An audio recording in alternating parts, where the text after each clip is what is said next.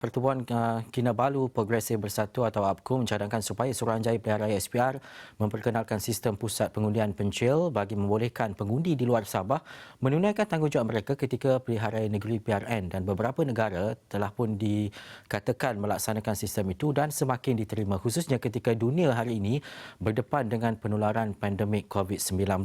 Tetapi dalam masa yang sama, kita juga nak melihat kepada bagaimana maklumat dari makmal IMR berkaitan dengan mutasi D614G yang telah dikesan daripada ujian pengasingan dan juga kultur COVID-19. Dua perkara ini yang saya cuba bawa dan juga bincangkan bersama dengan pakar Kesihatan Awam Fakulti Perubatan dan Sains Kesihatan Universiti Putra Malaysia UPM, Profesor Madya Dr. Malina Osman. Hello, Assalamualaikum Doktor. Waalaikumsalam.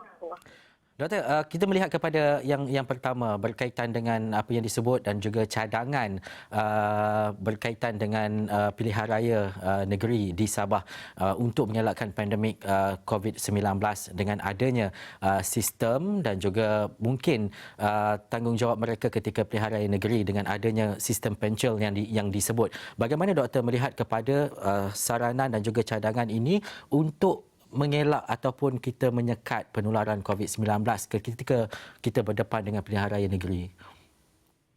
Berkenaan dengan cadangan tersebut, mewujudkan pusat pengundian pencil ataupun remote voting center, dari segi kesihatan awam, saya mengadu-ngadukan cadangan tersebut, dan bagi dalam konteks kesihatan awam ialah merupakan cadangan yang baik dalam konteks untuk mengelakkan potensi tularan kes ataupun kluster wabak di tempat yang baru.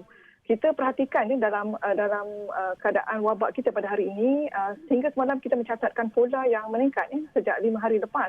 Kes aktif, kes baru dan juga purata untuk 5 kes. Demikian juga kalau kita perhatikan di negara jiran.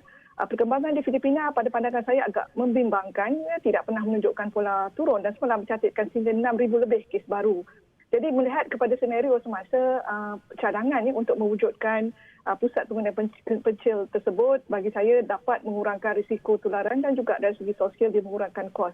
Bagaimanapun mekanisme tertentu bagi menjamin keselamatan, kerahsiaan dan juga integriti serta mengelakkan sebarang penyalahgunaan dari segi undang-undang dapat dilaksanakan.